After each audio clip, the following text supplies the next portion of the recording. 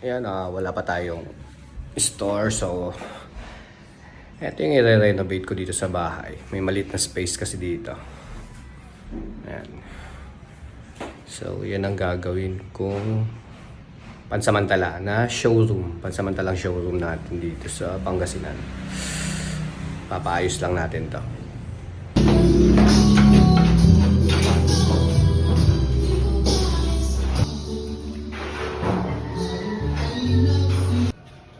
Silanggan! Gimana mo doon? Bugbo mo mami na. Ganang talay pa din. Ha? Gimana mo na? Malinis na. Nilalason yung pader para maganda yung kapit ng pintura.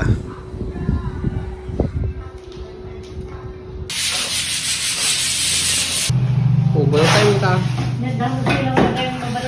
Oo na. Ginatanga ko na tanong malawag. Overtime. Mabilis matapos. Kinabukasan ako na yung nag-grind ng magiging daanan ng mga outlet na pinadagdag natin, switch ng ilaw, at yung saksakan natin ng aircon.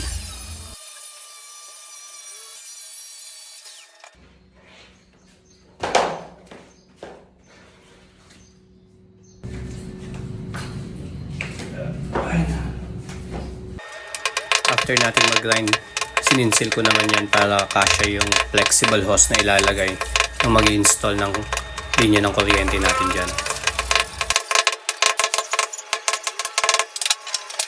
Break time, break time. Break time! Banog update.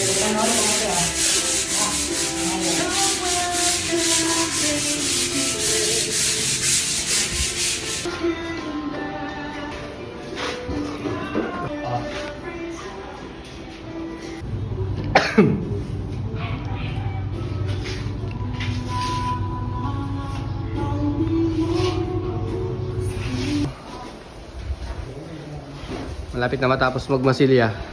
Pipintura na mamaya.